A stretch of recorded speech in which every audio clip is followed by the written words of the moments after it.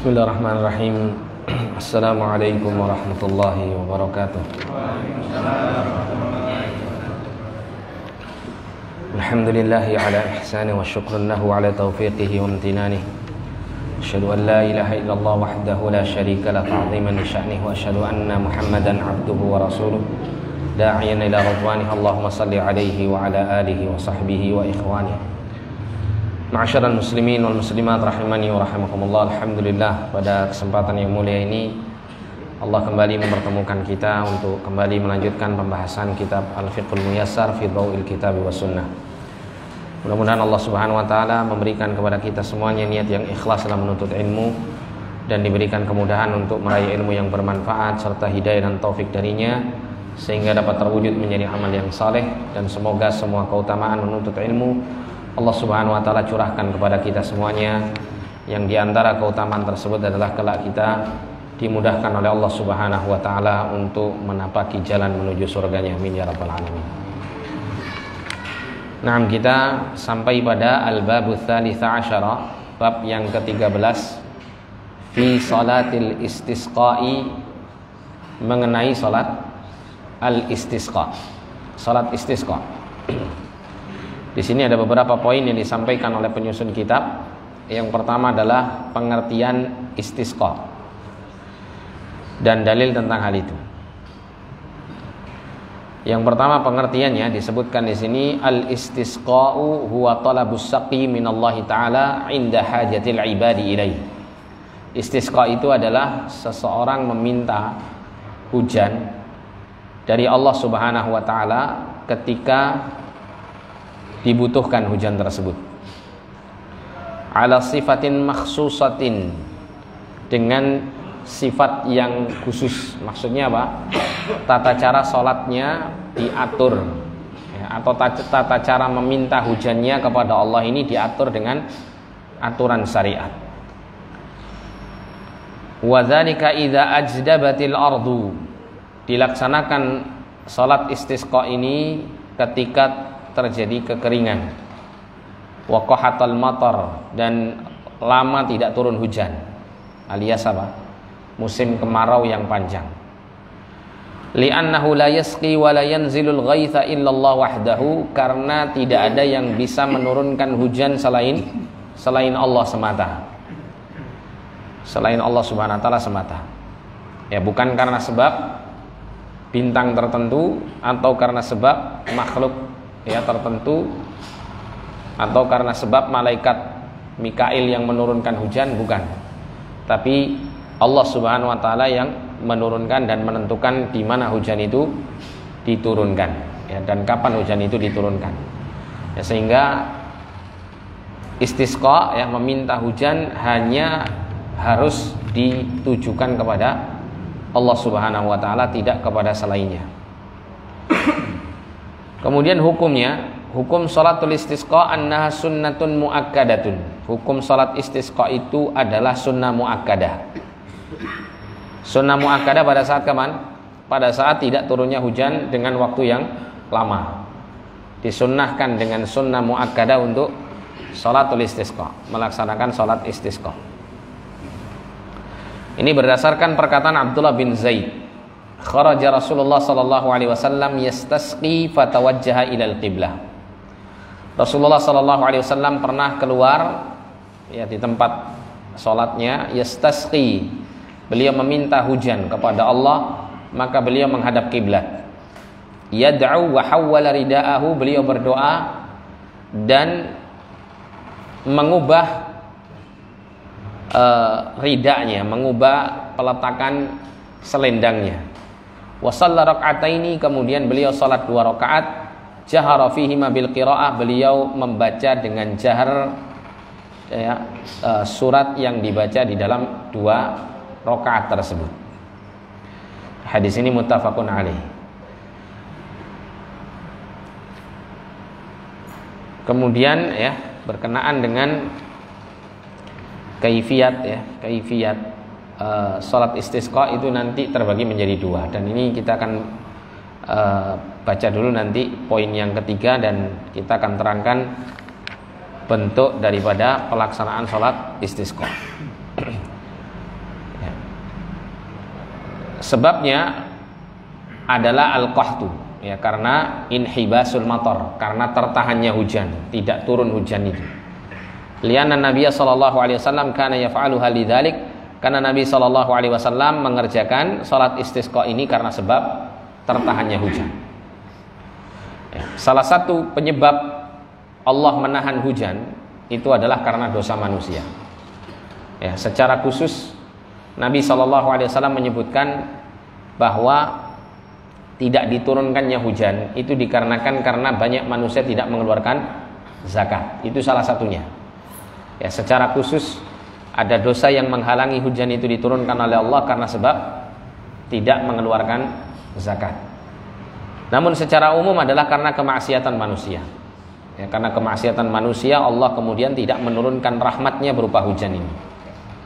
Ya, sehingga nanti ya kita akan dapati kaifiyat sholatul istisqa itu dilaksanakan dengan ya menampakkan kerendahan diri di hadapan Allah, menampakkan butuhnya kepada Allah dan menampakkan penyesalan atas dosa-dosa yang dilakukan. Sehingga dengan itu akan diharapkan diturunkannya rahmat Allah Subhanahu wa taala melalui hujan yang turun.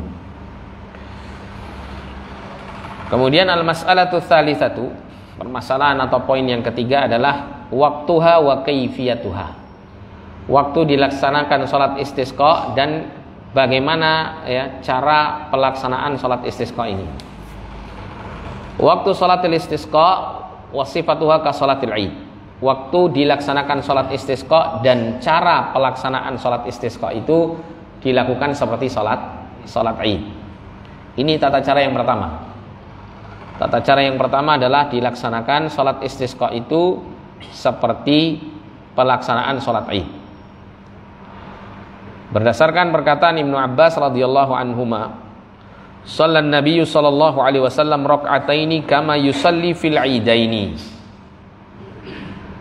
Nabi sallallahu alaihi wasallam salat 2 rakaat, yaitu salat istisqa sebagaimana beliau salat di 2 hari raya. Jadi persis bentuknya ya. Fayastajibu fi'luha fil musalla. Maka ya dilaksanakan pelaksanaan salat istisqa itu di musalla, di tanah lapang, seperti halnya salat Idain, ka salatil Id. Waktu shalla rak'ataini, dan dilaksanakan salat dengan 2 rakaat. Boleh tidak misalnya salat Id itu dilakukan di masjid? Jawabannya boleh, tapi mafdhul, tidak lebih utama daripada dilaksanakan salat istisqa di tanah lapang. Tapi boleh dilaksanakan di Masjidul Jami' sebagaimana yang dinyatakan oleh Al-Imam Al-Bukhari ya tentang hal ini. Namun sekali lagi yang paling afdal adalah dilaksanakan di tanah lapang. Wa yajhar bil qiraati fihima ka salatil Id, dan membaca surat setelah baik Al-Fatihah maupun setelahnya di 2 rakaat tersebut dengan jahar, dengan suara keras seperti dilaksanakannya salat Id. Wa takunu qabla al-khutbah, dan salat ini dilakukan sebelum khutbah.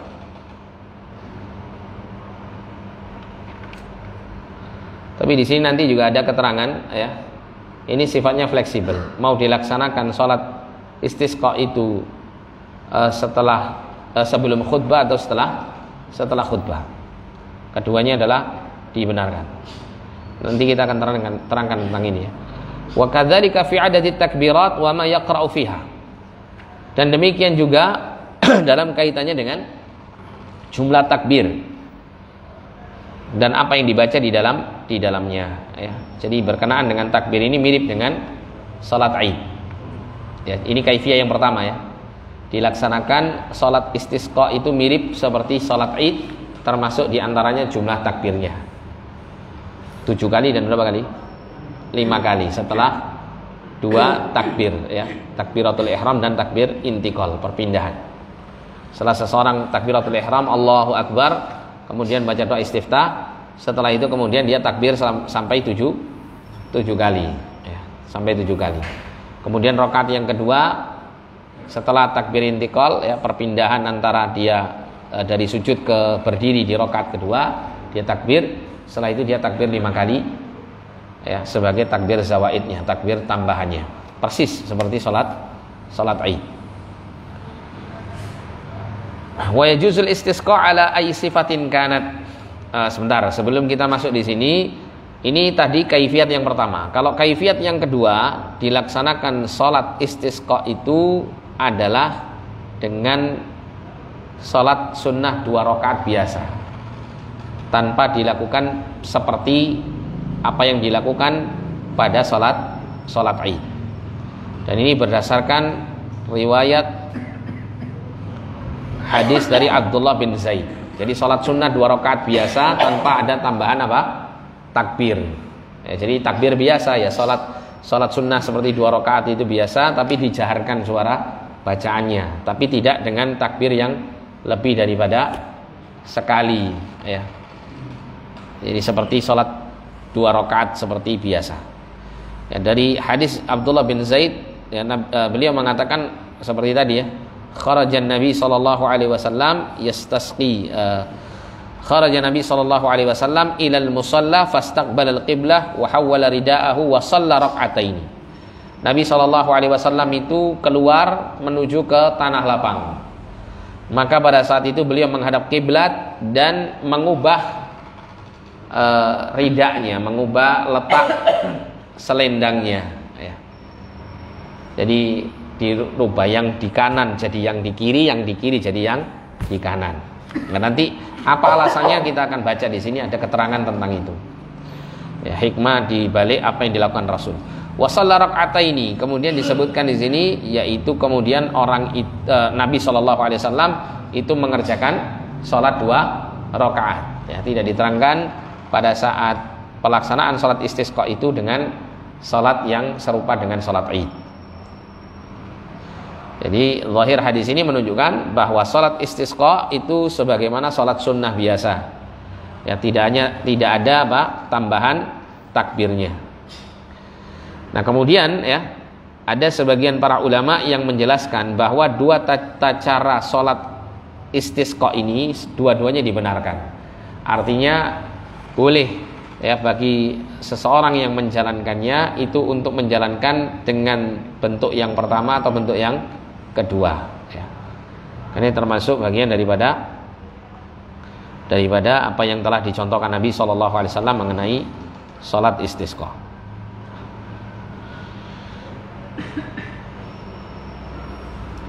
Nah, kemudian tadi diterangkan bahwa waktu salat istisqa itu mirip dengan salat Id, yaitu pada saat matahari telah mulai terlihat. Jadi maksudnya sudah sedikit meninggi.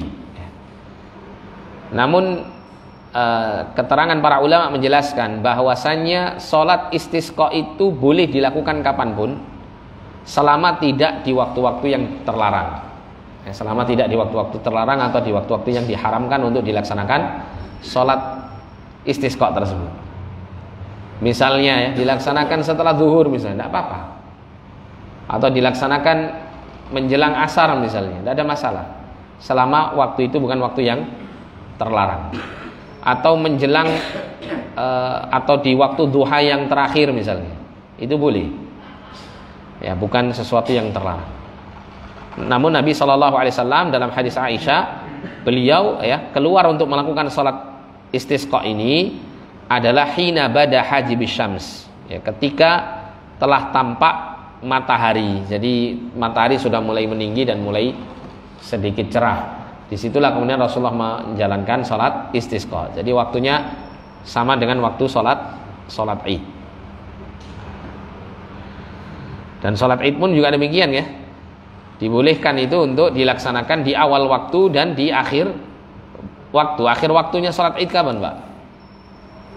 Waktu akhir salat Id itu kapan? Yaitu waktu sebelum apa? Sebelum zawal, ya, atau sebelum matahari itu tepat di atas kepala. Akhir waktu duha. Itu waktu paling akhir untuk melakukan salat Id. Oleh karena itu ketika dilaksanakan salat Idul Fitri itu boleh diakhirkan. Dari akhirnya dalam arti mundurkan beberapa waktu ya. Kalau misalnya dilakukan jam 9 pagi, jam 10 pagi tidak apa-apa. Ya, agar supaya memberikan kesempatan untuk orang-orang yang akan mengeluarkan zakatul fitri untuk bisa mengeluarkannya di waktu tersebut.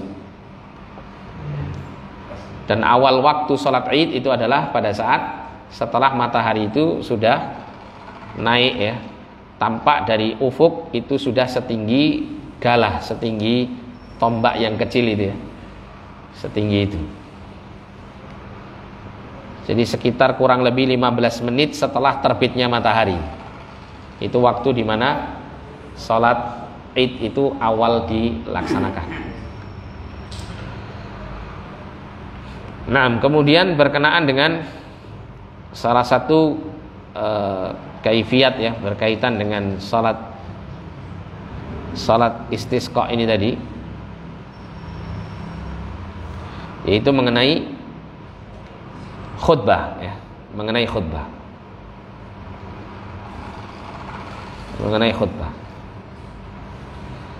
Jadi para ulama menjelaskan mengenai khutbah di waktu salat istisqa itu hukumnya sunnah, tidak wajib ya, sebagaimana salat istisqa sendiri adalah sunnah ya, dan khutbah itu pun juga bentuknya sunnah. Nah, namun kemudian para ulama berselisih apakah khutbah itu dilakukan setelah salat ataukah sebelum salat. Pendapat pertama ada yang mengatakan salat dulu baru kemudian khutbah dan berdoa. Di antara dalilnya adalah hadis Abu Hurairah radhiyallahu anhu. Jadi disebutkan oleh Abu Hurairah, kharaja Rasulullah sallallahu alaihi wasallam yauman yastasqi fa shalla bina rak'ataini bila adzanin wala iqamatin. Thumma khatabana wa da'allaha wa hawwala wajhahu nahwa al-qiblati rafi'an yadayhi thumma qalaba rida'ahu faja'ala al-ayman 'ala al-aysar wal aysar 'ala al-ayman. Jadi Rasulullah sallallahu alaihi wasallam pernah keluar dalam suatu hari, kemudian Rasulullah melaksanakan istisqa. Maksudnya salat istisqa, minta hujan. Maka beliau salat istisqa ini bersama kami 2 rakaat dengan tanpa azan dan tanpa iqamah, persis seperti salat Id. Kemudian setelah itu Rasulullah sallallahu alaihi wasallam berkhutbah kepada kami dan beliau berdoa kepada Allah dan ya mengubah letak ya wahawala wajhahu, dan beliau kemudian membelakangi kami ya. Beliau memalingkan wajahnya, maksudnya membelakangi kami nahwal qiblati, dan beliau menghadapkan wajahnya ya kepada arah kiblat. Jadi khutbahnya kan mengarah ke sana ya. Nah, terus kemudian Rasulullah itu ketika mau berdoa itu berpaling, membelakangi para sahabat, kemudian menghadap kiblat dan berdoa. Ini beda dengan keadaan ketika di waktu sholat Id ya, atau di waktu khutbah sholat Jumat. Khatib itu berdoa tanpa memalingkan wajah mengarah kepada kiblat. Tapi kalau untuk sholat istisqa ini ya, khatib atau imam itu mengarahkan wajahnya, mengarahkan ya bagian depan tubuhnya itu mengarah kepada kiblat dan kemudian berdoa. Rafi'an yadaihi ya, dengan mengangkat tinggi-tinggi kedua tangan beliau sallallahu alaihi wasallam. Ini sunnahnya ketika berdoa meminta hujan adalah dengan mengangkat tangan setinggi-tingginya. Ya, kalau dalam riwayat yang lain itu sampai digambarkan sampai tampak ketiak putih Rasul sallallahu alaihi wasallam karena tingginya mengangkat tangan. Tsumma qala baridaahu, kemudian Nabi mengubah letak ridanya, selendangnya. Faja'ala al-ayman 'ala al-aysar, maka Nabi menjadikan bagian yang kanan dibalik ke kiri, yang kiri dibalik ke kanan, nah gitu. Diputer gitu ya, dibalik. Nah, ini dilakukan oleh Rasul sallallahu alaihi wasallam.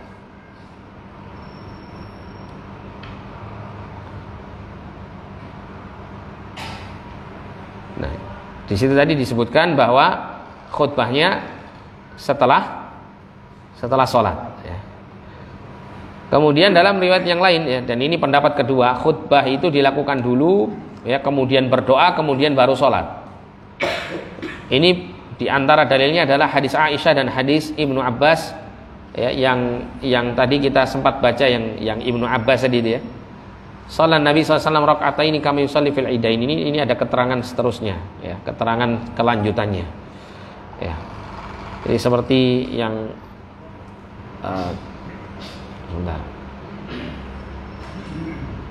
seperti yang diriwayatkan oleh Ibnu Abbas. Nah, ini ada sebuah riwayat dari Ibnu Abbas, inna Rasulullah sallallahu alaihi wasallam kharaja mutabadzilan mutawadi'an mutadarri'an hatta al-musalla falam yakhtub khutbatakum hadhihi walakin lam yazal fid du'a wat tadarru' wat takbir wa shalla rak'ataini kama kana yusalli fil 'id. Rasulullah sallallahu alaihi wasallam berjalan menuju tempat salat, menuju lapangan dengan penuh ketundukan, ketawaduan dan kerendahan hati hingga beliau tiba di tempat salat. Kemudian beliau berkhutbah tidak sebagaimana biasanya, melainkan beliau tidak henti-hentinya berdoa, merendah, bertakbir dan melaksanakan salat 2 rakaat sebagaimana beliau melakukan salat Id. Dan disebutkan dalam riwayat Ibnu Abbas ini, Nabi khutbah dulu, berdoa, baru kemudian salat sunnah, salat istisqa. Nah, kemudian dari keterangan-keterangan yang ada ini, maka wallahu a'lam, kedua hal yang berkaitan dengan hal ini adalah ikhtilaf tanawwu', perselisihan yang sifatnya variatif. Dalam arti silakan Anda bisa melakukan salat istisqa dengan cara pertama, dengan khutbah dulu baru salat, khutbah berdoa baru salat, atau salat dulu baru berkhutbah kemudian berdoa. Dalam perkara ini bebas, bisa memilih salah satu dari keduanya, karena dua-duanya warid min Rasulillah sallallahu alaihi wasallam, dua-duanya pernah dilakukan oleh Rasulullah sallallahu alaihi wasallam. Nah, ini berkaitan dengan kaifiyah salat istisqa. Sekarang kita masuk pada kalimat wa yajuzul istisqa ala ayyi sifatin kanat. Dibolehkannya meminta hujan dengan bentuk yang bagaimanapun juga. Maksudnya tidak dikhususkan salat istisqa untuk meminta hujan. Tidak harus mesti lewat salat istisqa ketika minta hujan. Fayad'ul insan, bisa orang itu langsung minta berdoa kepada Allah tanpa salat istisqa. Ya Allah, turunkanlah hujan, ya Allahumma shayyiban nafi'an, misal begitu ya. Wa yastasqi fi salati idza sajada, atau ketika dia minta hujannya di waktu salat ketika sujud. Wa yastasqil imam 'alal mimbari fi salatil jum'ah, dan seorang imam meminta hujan tepat ketika dia di atas mimbar pada saat salat Jumat, pada saat khutbah. Ini yang pernah dilakukan Rasulullah, Faqad istasqan Nabi sallallahu alaihi wasallam 'alal mimbar yaumil jum'ah, maka sungguh Nabi sallallahu alaihi wasallam pernah melakukan istisqa, minta hujan di atas mimbar pada hari Jumat, yaitu di saat khutbah Jumat. Yang kisahnya sering kita dengar itu, kisah ada orang Arab Badui datang minta hujan. Setelah diturunkan hujan, ternyata hujan itu terlalu sering, hujan itu turun sampai pada akhirnya si Arab Badui ini kembali minta kepada Rasulullah untuk menghentikan hujannya. Nah, gitu. Nah, ini apa namanya, dibolehkan istisqa dengan cara-cara selain sholat istisqa. Yang lebih afdal bagaimana? Semua cara-cara ini dilaksanakan. Baik dilaksanakan sholatul istisqa secara khusus maupun meminta hujan di waktu-waktu yang bersifat umum seperti yang dicontohkan tadi. Nah, kemudian berkenaan dengan kaitannya dengan sebentar kita baca dulu di sini. Al-khuruju ilaiha. Poin yang keempat adalah keluar menuju tanah lapang untuk melaksanakan salat istisqa. Idza arada al-imam al-khuruj laha wa'adha an-nas wa amarahum bit-taubah wal khuruj minal madzalim wa tarkat tabaghudi wat tashahhun li'annahu sababun fi man'il khairi min Allah subhanahu wa ta'ala. Apabila seorang imam itu ingin keluar untuk melaksanakan salat istisqa, maka hendaklah imam ini memberikan nasihat kepada manusia. Ketika khutbah, hendaklah imam memberikan nasihat kepada manusia, hendaklah imam memerintahkan manusia untuk bertaubat kepada Allah. Wal khuruj minal madzalim, meninggalkan berbagai macam bentuk kezaliman. Diajak orang-orang itu untuk taubat. Taubat dan istighfar itu adalah salah satu kunci datangnya rahmat Allah Subhanahu wa taala, ya. Dengan taubat dan istighfar akan bisa mengangkat azab dari Allah Subhanahu wa taala. Sebagaimana dalam firman Allah Subhanahu wa taala surat Nuh itu, ya. Faqultu astaghfiru rabbakum innahu kana ghaffara. Maka aku, kata Nuh, ya, berkata kepada kaumku, istaghfiru rabbakum, mohonlah ampun kepada Rabb kalian, innahu kana ghaffara, sesungguhnya Allah itu Maha mengampuni. Yursilis samaa alaikum midrara, dengan kalian mohon ampun kepada Allah atas dosa-dosa kalian, maka Allah akan menurunkan hujan yang lebat untuk kalian. Allah sebutkan keutamaan pertama, rezeki yang Allah akan berikan bagi orang-orang yang bertaubat adalah Allah turunkan hujan. Wa yumditkum bi amwalin wa banin, dan Allah akan memperbanyak harta dan anak-anak keturunan kalian. Jadi istighfar ini sumber kekayaan, ya. Sumber kekayaan dan sumber apa? Kesuburan. Wa yaj'al lakum jannatin wa yaj'al lakum anhara. Allah akan menjadikan untuk kalian kebun-kebun, dan Allah SWT akan menjadikan sungai-sungai untuk kalian. Jadi kebaikan dunia itu bisa diperoleh dengan cara taubat dan istighfar. Karena taubat dan istighfar ini salah satu amal saleh yang sangat dicintai oleh Allah Subhanahu wa taala. Nah, sehingga imam ketika khutbah pada salat istisqa ini hendaklah mengingatkan kepada manusia untuk kembali bertobat kepada Allah dari dosa-dosa. Ya, berusaha untuk mengembalikan hak-hak orang yang dizalimi, dan menasihati manusia untuk meninggalkan saling bermusuhan di antara mereka. Ya, saling bermusuhan ini termasuk sesuatu sebab yang akan mengangkat rahmat Allah Subhanahu wa taala.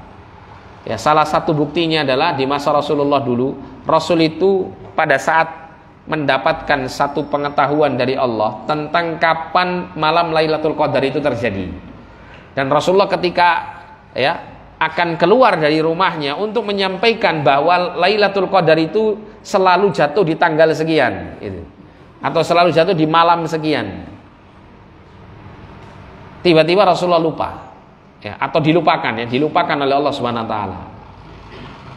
Nah, penyebab dilupakannya Rasulullah SAW ini dikarenakan pada saat Rasulullah masih di dalam rumahnya, itu di luar itu para sahabat itu saling engkel-engkelan, Pak. Ya, saling ada perselisihan di antara mereka tentang malam Lailatul Qadar ini. Sampai alot engkel-engkelannya. Nah, itu akhirnya Rasulullah ketika keluar dilupakan. Ya, dilupakan. Nah, ini salah satu pelajaran yang diambil dari peristiwa ini menurut sebagian ulama adalah salah satu penyebab rahmat Allah itu dicabut dari umat ini adalah karena at-tabaghut, saling, ya, berselisih, saling bermusuhan, saling benci membenci. Ya, itu yang akan membuat rahmat itu diangkat. Ya. Oleh karena itu sangat disayangkan kalau orang-orang yang menisbatkan diri mereka kepada sunnah kemudian mereka tidak mengaitkan hati satu dengan yang lain di atas sunnah Rasul Sallallahu Alaihi Wasallam ini. Ya, kalau ada perselisihan yang bukan prinsipil, ya kita tasamuh, ya, saling toleransi. Tidak perlu terlalu, ya, bersikap yang dalam tanda kutip, ya, bersifat yang arogan kepada orang yang berseberangan dari sisi apa yang dia yakini dalam urusan-urusan furu'iyah agama, ya, cabang-cabang dalam agama. Karena perselisihan furu'iyah itu sejak zaman sahabat sudah terjadi. Sejak zaman Rasulullah masih hidup loh, ya. Bukan di masa Rasulullah sudah meninggal. Rasulullah masih hidup saja sudah terjadi perselisihan. Ya, seperti yang terjadi adalah perselisihan para sahabat ketika menanggapi apa yang disampaikan Nabi SAW sebagai sebuah perintah untuk mereka, la tusallu salatal asri, ya, hatta, ya, atau hatta ila bani Qainuqa, ya, sampai ila wasala ila bani Qainuqa, sampai kalian itu sampai, ya, ke daerahnya Bani Qainuqa, ya, salah satu kabilah orang Yahudi yang diperangi pada saat itu karena telah menyelisihi perjanjian damai dengan kaum muslimin. Nah, di situ kemudian para sahabat terpecah menjadi dua dalam menanggapi sabda Rasul Shallallahu Alaihi Wasallam ini. Sebagian mereka mengatakan maksud Nabi Shallallahu Alaihi Wasallam itu adalah segeranya kita untuk sampai ke tempat Bani Qainuqa ini, perkampungan Bani Qainuqa ini, ya. Namun tidak membuat kita kemudian mengulur waktu sholat asar sampai di tempat Bani Qainuqa. Sehingga sebagian sahabat tetap sholat asar di waktu yang telah ditentukan, kemudian mereka bergegas untuk segera ke perkampungan Bani Qainuqa. Ada juga yang mengambil apa yang sesuai dengan zahir perintah Nabi Shallallahu Alaihi Wasallam. Sebagian sahabat itu tidak sholat asar kecuali sampai di Bani Qainuqa, baru kemudian mereka sholat asar. Nah, melihat perselisihan yang terjadi seperti ini, Rasulullah hanya diam saja. Diamnya Rasul Shallallahu Alaihi Wasallam dalam waktu yang harusnya gitu ya disampaikan mana yang hak, itu menunjukkan bahwa diamnya itu adalah bukan menyalahkan keduanya. Mungkin hanya bersifat yang paling afdal yang mana begitu saja, tapi dua-duanya benar, dibenarkan Rasul. Ini termasuk bagian takrir. Karena as-sukut fi waqtil hajah la yajuz, istilahnya dalam kaidah itu dikatakan diam dalam perkara yang diperlukan untuk bicara, ini bagi Rasul ya, itu tidak boleh. Ya, tidak boleh. Tapi kalau diam berarti itu menunjukkan tidak ada masalah gitu. Ya, jangan sesuatu perkara-perkara yang cabang dalam agama selama kedua-dua pendapat yang berbeda itu dibangun di atas dalil, itu kemudian karena perbedaan itu menjadikan kita saling berselisih. Ya, boleh kita tetap berusaha untuk mengambil mana yang paling benar menurut apa yang kita ketahui dari dalil-dalil yang telah dibandingkan pada tiap-tiap pendapat.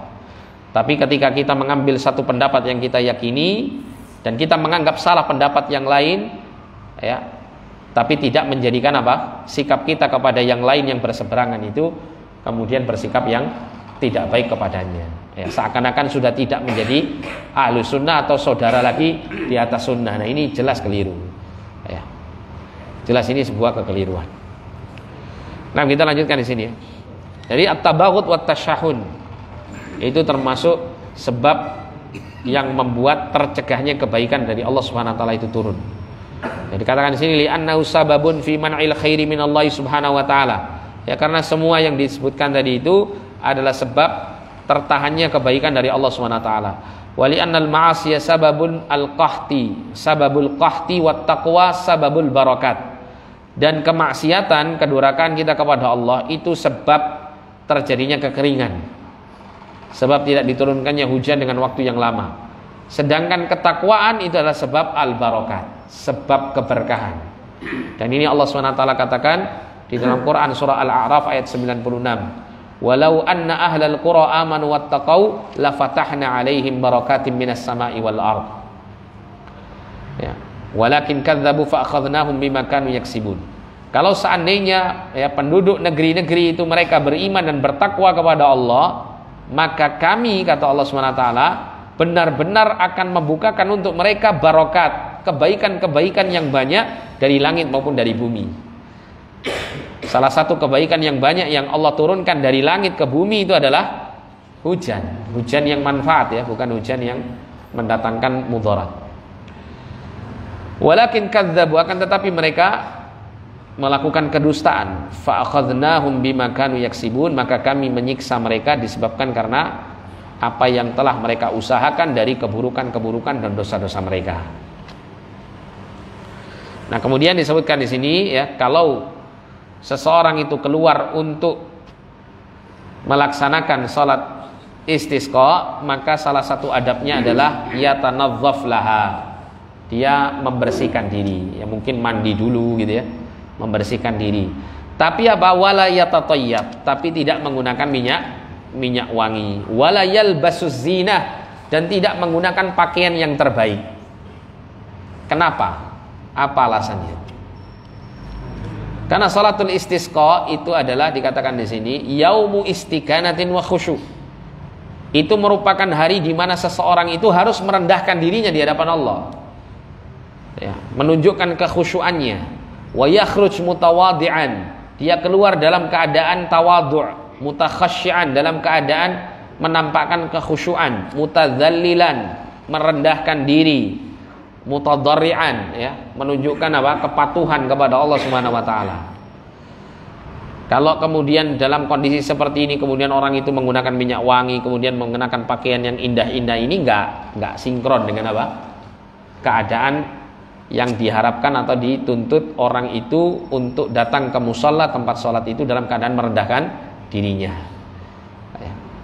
Kalau sholat id itu menampakkan kebahagiaan, oleh karena itu sangat dianjurkan tidak hanya membersihkan diri tapi juga mengenakan pakaian yang terbaik.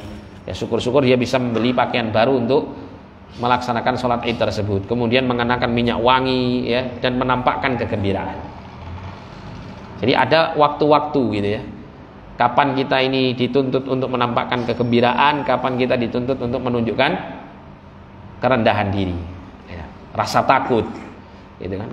Karena ibadah itu ada yang bentuknya, ya, lebih mendominasi rasa harapnya, rasa bahagianya dengan bentuk syukurnya kepada Allah Subhanahu wa taala atas nikmat itu. Ada dalam kondisi-kondisi seperti ditimpanya musibah ini, musibah kekeringan ini, sehingga diperlukan untuk menunjukkan apa? Ya, ketundukan, menunjukkan kerendahan diri di hadapan Allah sekaligus kesabaran, ya, dalam menghadapinya sambil terus memohon dengan, ya, menghinakan diri di hadapan Allah Subhanahu wa taala. Liqauli Ibnu Abbas, ya, ini berdasarkan perkataan Ibnu Abbas radhiyallahu anhuma, kharaja Nabi sallallahu alaihi wasallam lil istisqa'i mutadzallilan. Nabi sallallahu alaihi wasallam keluar untuk meminta hujan, untuk melaksanakan salat istisqa. Mutadzallilan, Nabi dalam kondisi tadzallul, menunjukkan kerendahan dirinya. Mutawadhi'an, tawadhu', mutakhashsyi'an, ya, tampak khusyuknya. Mutadarri'an, tampak beliau itu menunjukkan apa? Sikap kepatuhan kepada Allah Subhanahu wa taala. Ini keadaan dikala seseorang keluar ke tanah lapang untuk mengerjakan salat istisqa.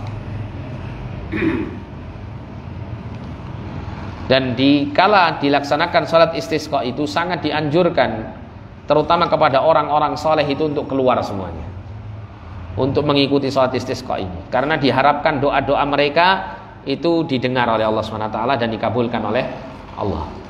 Orang-orang yang saleh, orang-orang yang baik, ya, itu diharapkan untuk keluar untuk meminta kepada Allah Subhanahu wa taala, berdoa dalam salat istisqa-nya.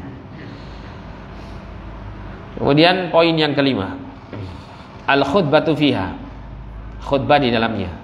Yusannu an yakhtubal imamu fi salatil istisqa bi khutbatin wahidatin ba'da shalah. Disunnahkan untuk imam berkhutbah di dalam salat istisqa dengan satu kali khutbah setelah dilaksanakan salat. Ini sudah kita terangkan tadi, ya. Bisa setelah salat atau sebelum salat. Takunu jami'atan wa syamilatan. Ya, hendaklah dalam khutbah itu, ya, nasihat yang disampaikan itu bentuknya adalah bentuk yang bersifat sempurna, kompleks, menyeluruh. Ya'muru fiha bitaubah, ya, memerintahkan dalam khutbah itu untuk bertaubat, wa kathratas shadaqah, dan banyak mengeluarkan sedekah, wa ruju' ilallah, kembali kepada Allah, wa tarkal ma'asi, dan meninggalkan kemaksiatan. Wa yanbaghi an yukthira fil khutbati minal istighfar, dan hendaknya memperbanyak dalam khutbah itu mengucapkan istighfar, memohon ampun kepada Allah SWT.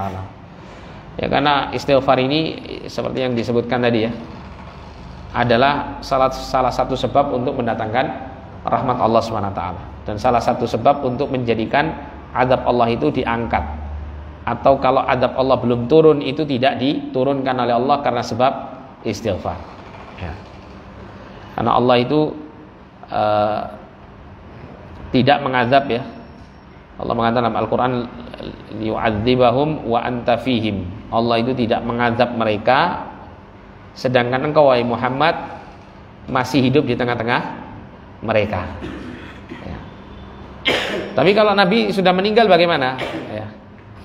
Allah tidak mengazab mereka. Wa innallaha, ya, tidak mengazab mereka, ya.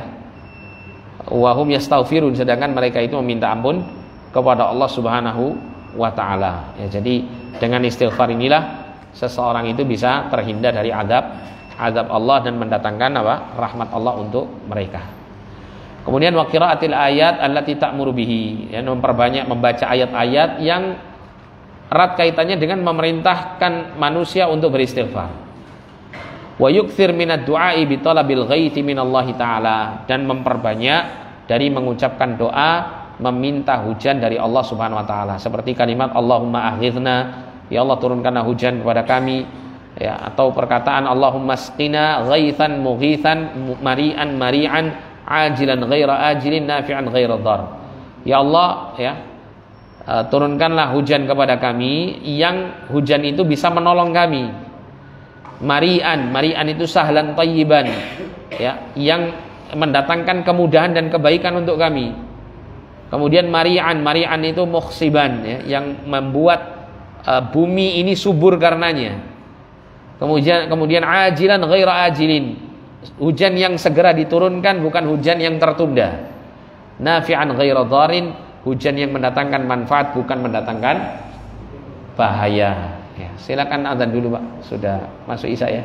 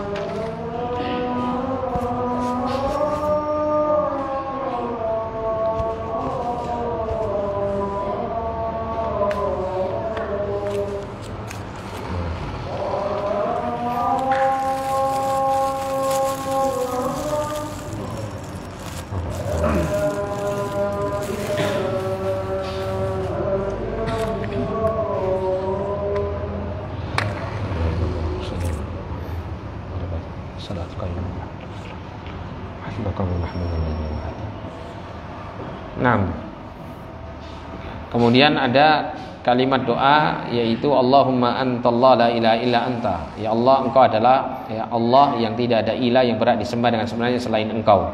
Antal ghani wa nahnul fuqara. Engkau adalah yang maha kaya dan kami adalah, ya, yang sangat membutuhkanmu. Anzil alainal ghaitha, turunkanlah atas kami hujan.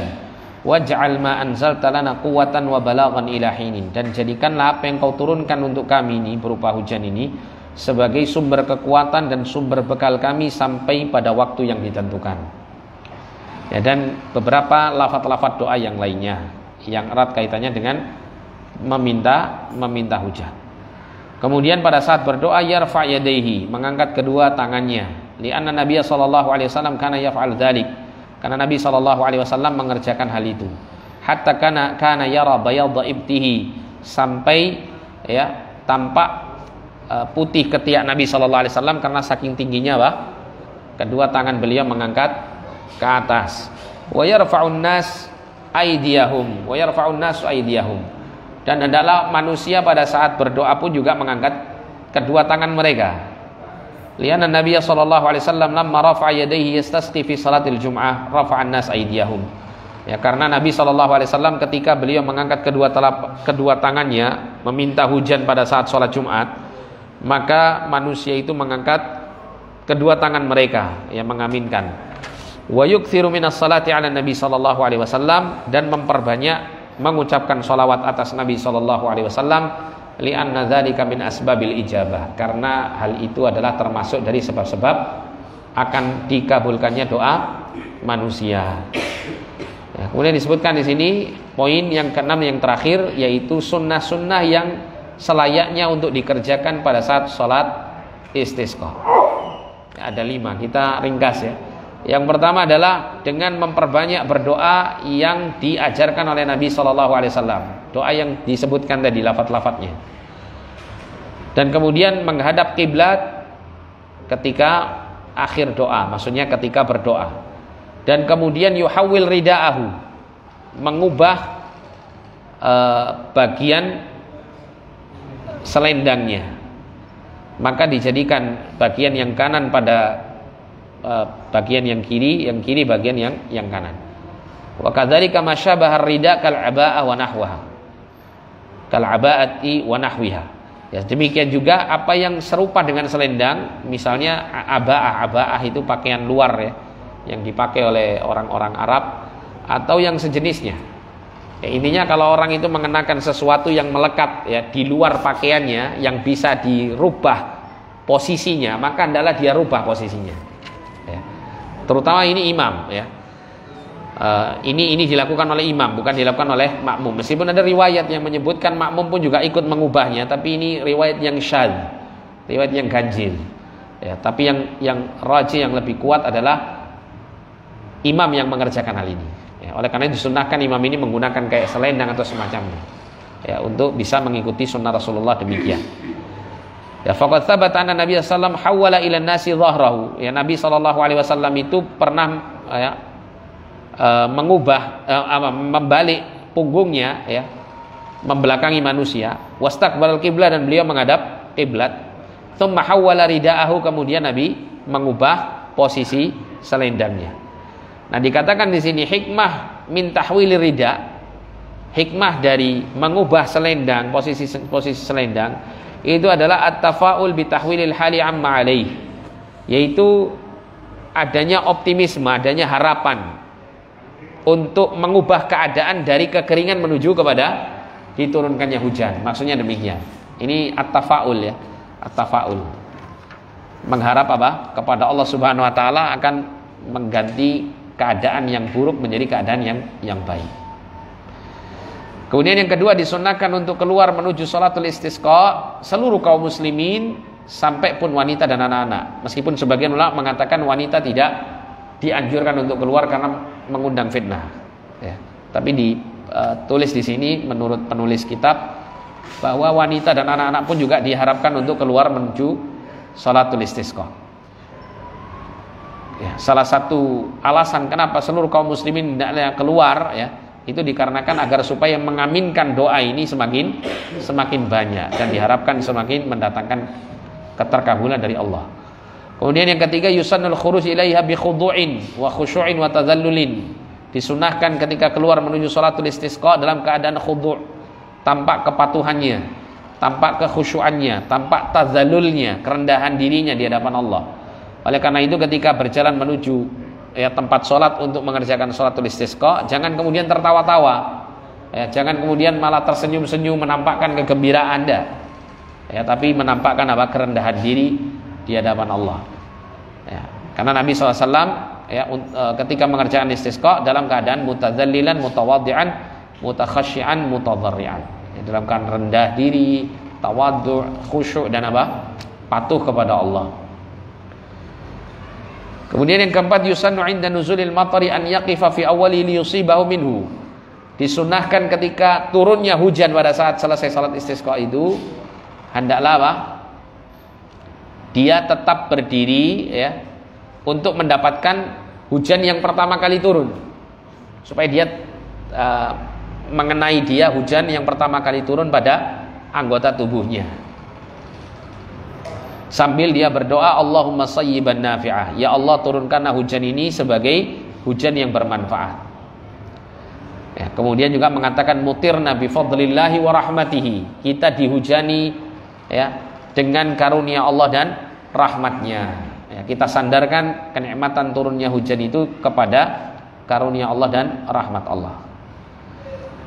Kemudian yang terakhir, yang kelima adalah wa idza kathural matar, apabila hujan semakin lebat, wa khifa minadh dharar, dan dikhawatirkan hujan itu menjadi bahaya untuk kehidupan manusia, maka disunnahkan untuk berdoa, Allahumma hawalaina wala alaina, ya Allah turunkanlah hujan itu ya pada tempat-tempat di sekitar kami, ya bukan pada pas tepat di tempat kami, ya wala alaina, bukan diturunkan tepat kepada kami. Allahumma 'ala dhirabi wal akami wa butunil audiyati wa manabitis syajar, ya Allah turunkanlah hujan itu kepada al-dhirab, yaitu al-jibalus saghir, gunung-gunung yang kecil, wal akam itu jamak untuk akamah, yaitu attal itu majtama'a minal hijara fi makanin wahid, yaitu tempat di mana batu-batu itu berkumpul di satu tempat. Maksudnya ya seperti kayak tumpukan-tumpukan batu gitu, kayak bukit kecil gitu ya, yang ya tersusun oleh tumpukan-tumpukan batu, itu namanya al-akam. Wa butunil audiyah, dan perut lembah-lembah, wa manabitis syajar, dan tempat-tempat tumbuhnya pepohonan, yaitu hutan-hutan dan semacamnya. Maksudnya berdoa minta agar supaya hujan itu digeser ke sana gitu ya, digeser ke sana, tidak secara langsung yang mengenai pemukiman kaum muslimin. Nah, ini adalah beberapa poin mengenai salatul istisqa. Insyaallah pada pertemuan berikut kita akan masuk pada salatul kusuf, ya, yaitu salat gerhana. Wallahu a'lam bishawab. Kita cukupkan sampai di sini. Jazakumullahu khairan, barakallahu fikum. Kita tutup dengan doa kafaratul majelis. Subhanakallahumma wa bihamdika asyhadu an la ilaha illa anta astaghfiruka wa atubu ilaik. Wa sallallahu ala nabiyyina Muhammadin wa ala alihi wa sahbihi wasallam. Wa akhiru da'wana alhamdulillahi rabbil alamin. Wal 'afwu minkum. Wassalamu alaikum warahmatullahi wabarakatuh.